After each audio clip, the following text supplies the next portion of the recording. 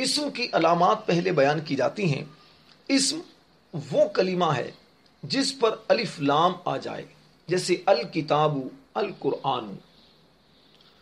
دوسری علامت، جس کلمے کے آخر میں تنوین ہو وہ اسم ہوگا، جیسے زیدن، اس کے آخر میں تنوین ہے.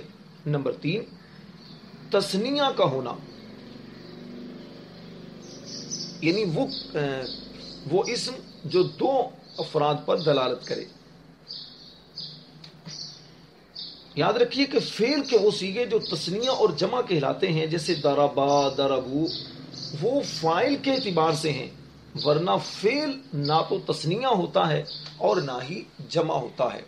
تو یہ فاعل کے اعتبار سے فعل کو تثنیہ یا جمع کہا جاتا ہے. نمبر 4، جمع ہونا، یہ بھی اسم کی علامت ہے، جیسے مسلمون. تثنیہ کی مثال جیسے کتابانی. اور 5ویں علامت، مذکر ہونا، یہ بھی اسم کی علامت ہے، جیسے ضاربن، مارنے والا. نمبر 6، مؤنث ہونا، جیسے ضاربتن، مارنے والی.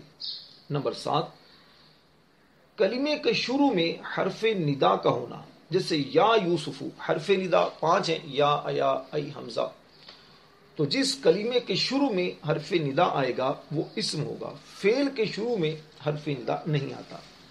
نمبر 8، شروع میں حرف جر کا ہونا، جیسے فی القافلۃ. حرف جر کا مطلب وہ جو کلمے کے نیچے زیر دے، وہ حرف جو کلمے کے نیچے زیر دے.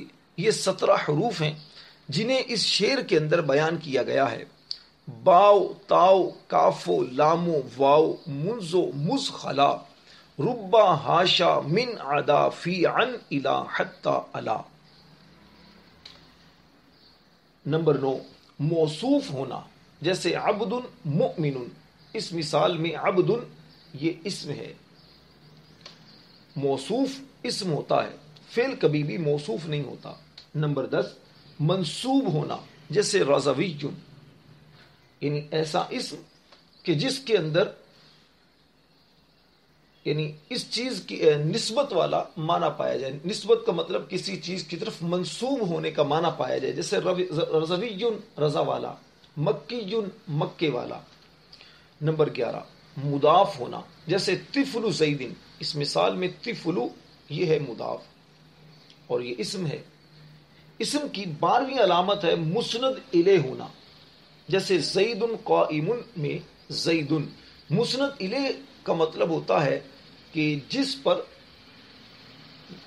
حکم لگایا جائے، جس کی اسناد، جس کی طرف دوسرے کلمے کی اسناد کی جائے، نسبت کی جائے. اور نمبر 13، مصغر ہونا، جیسے حسین. مصغر ہونے کا مطلب یہ ہے کہ وہ اسم معرب جو اپنے مدلول کی چھوٹائی کو ظاہر کرتا ہے، اس کے پہلے حرف پر پیش، دوسرے پر زبر اور تیسری جگہ یا ساکن ہوتی ہے.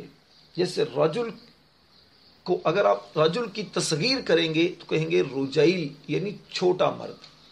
عبد، بندہ. عبید، چھوٹا بندہ. یہ ہے تصغیر کا مطلب.